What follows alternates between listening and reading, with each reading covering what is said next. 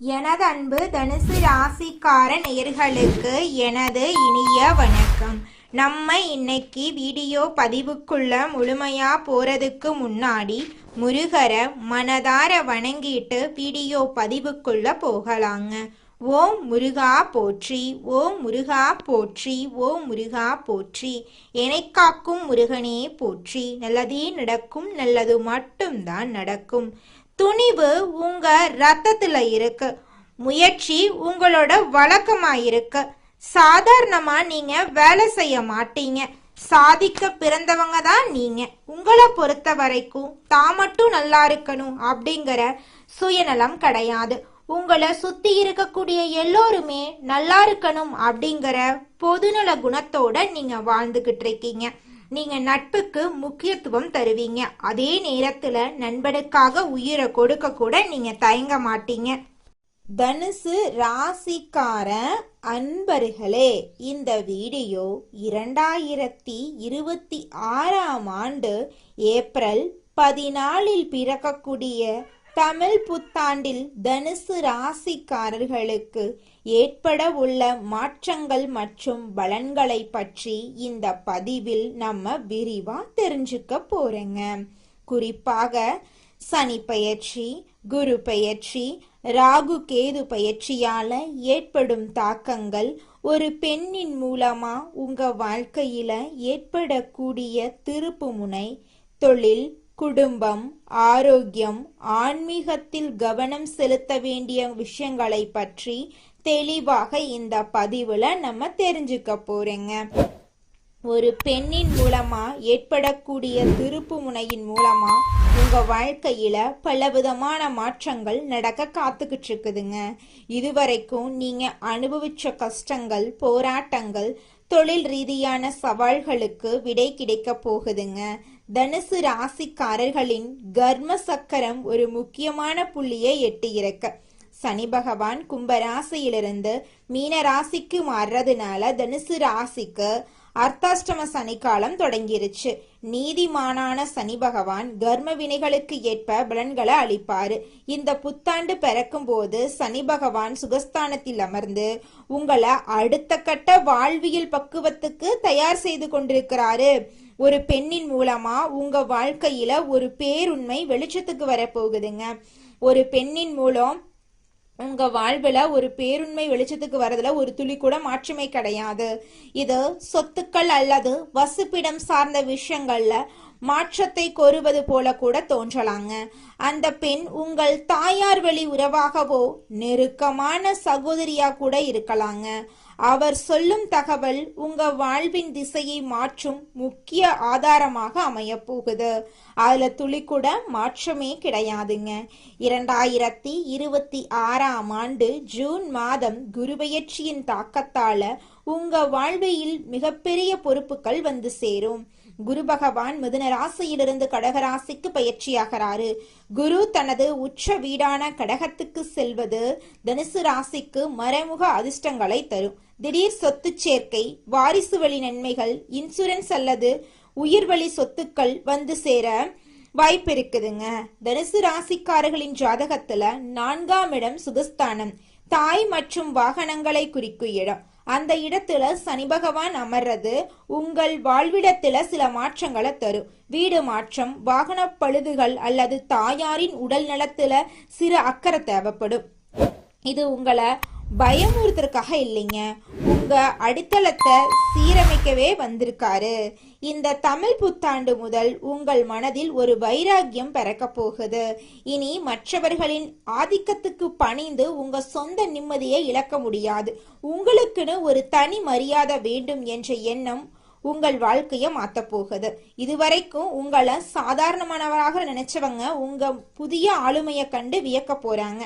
காதலில் இருக்கும் தனுசு ராசிக்காரிகளுக்கு இது ஒரு பக்குவமான காலகட்டம். உறவுகள்ல சில கட்டுப்பாடுகள் வரலாம். நீங்க நேசிக்கும் நபர் உங்கள் குடும்ப சூழ்நிலையை புரிந்து கொள்கிறாரா அல்லது உங்களை பிரிந்து பார்க்க நினைக்கிறாரா என்ற உண்மை இந்த ஆண்டில் புரிய வரும். திருமண வாழ்க்கையில இருக்கிறவங்களுக்கு இடமாற்ற கவலைகள் விலகும். கணவன் மனைவிக்கிடையே ஒற்றுமை கூட போகுது. தனுசு ராசிக்காரங்க புதிய கிளைகளை தொடங்குறதுக்கு இது ஒரு சிறந்த காலமா இருக்கு. நிலம் சார்ந்த தொழில்ல லாபம் ஈட்டுவீங்க. புதிய தொழில்களை தொடங்கும் போது அனுபவம் வாய்ந்த ஒரு பெண்மணியின் வழிகாட்டுதல்களை பின்பற்றது வெற்றியை உறுதி செய்யும். பொருளாதார ரீதியாக சேமிப்பு அதிகரிக்கும். புதிய வாகனம் அல்லது நிலம் வாங்கும் யோகம் உள்ளது.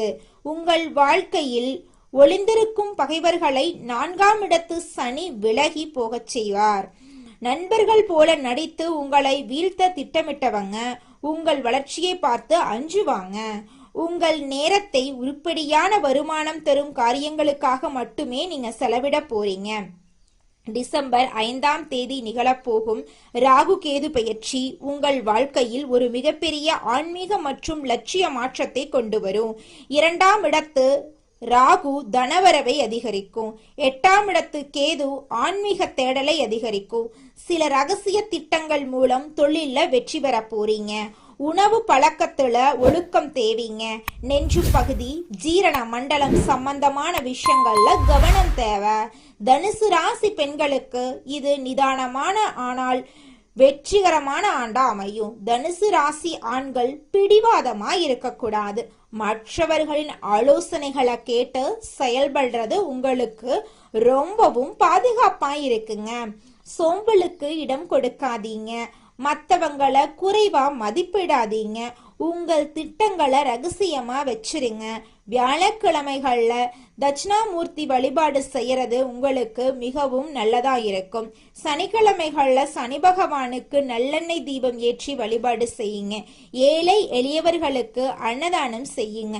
4ஆம் இடத்து சனியின் பலன்கள் உங்களுக்கு நிச்சயமா நல்லதுதாங்க செய்யும். கெட்டது அப்படிங்கிற பேச்சுக்கெல்லாம் துளி கூட இடம் கிடையாதுங்க. ஓ முருகா போற்றி, ஓ முருகா போற்றி, ஓ முருகா போற்றி. நல்லதே நடக்கும், நல்லது மட்டும்தான் நடக்கும்.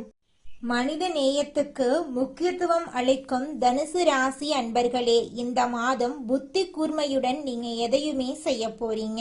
எதிர்காலம் தொடர்பான திட்டங்கள் மனசுல தோன்ற போகுது.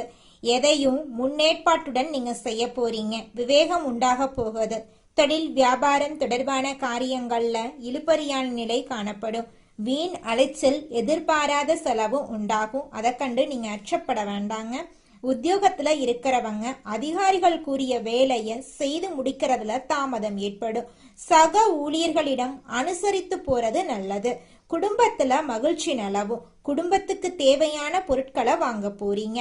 நீண்ட நாட்களாக வாங்க நினைத்த ஆடை ஆபரணம் வாங்க இந்த காலகட்டத்துல உங்களுக்கு சரியான காலகட்டமா அமைஞ்சிருக்கு. குடும்பத்துல இருக்கிறவங்களுடன் விருந்து நிகழ்ச்சிகளுக்கு சென்று வருவீங்க. வழக்குகள்ல சாதகமான போக்கு காணப்படும். பெண்களுக்கு நீண்ட நாட்களா இழுபறியா இருந்த ஒரு காரியத்தை வெற்றிகரமா செஞ்சு முடிச்சிருவீங்க. எதையும் புத்தி சாதுரியத்தை பயன்படுத்தி சமாளிப்பீங்க. மாணவர்களுக்கு பாடங்கள் படிக்கிறதுல ஆர்வம் உண்டாகும். ஆசிரியர்களின் ஆதரவுடன் படித்து தேர்வுல வெற்றி பெறுவீங்க. கலைத்துறையினர்களுக்கு சிறப்பான மாதமாக இந்த மாதம் அமைஞ்சிருக்கு. தாமதமாகி வந்த வாய்ப்புகள் அனைத்தும் திரும்ப கிடைக்கும். சமூக சேவையில உள்ளோருக்கு சமூக அந்தஸ்து உயரும். அரசியல் துறையினர்களுக்கு கொடுக்கல் வாங்கல்ல இருந்த பிரச்சனைகள் தீரும். நீண்ட நாளாக இருந்த கஷ்டம் நீங்கும்.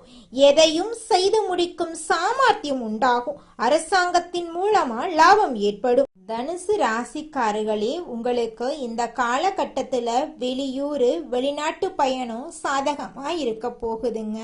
உங்களுடைய ஆசைகள் எல்லாமே நிறைவேற போகுதுங்க. நீங்க பேசக்கூடிய வார்த்தைகளுக்கு சக்தி இருக்குதுங்க. நல்லதை தேடக்கூடிய நபரா நீங்க இருக்கிறதுனாலதான் நம்மளோட வீடியோ பதிவு உங்க கண்ணுக்கு தென்பற்றுக்குதுங்க.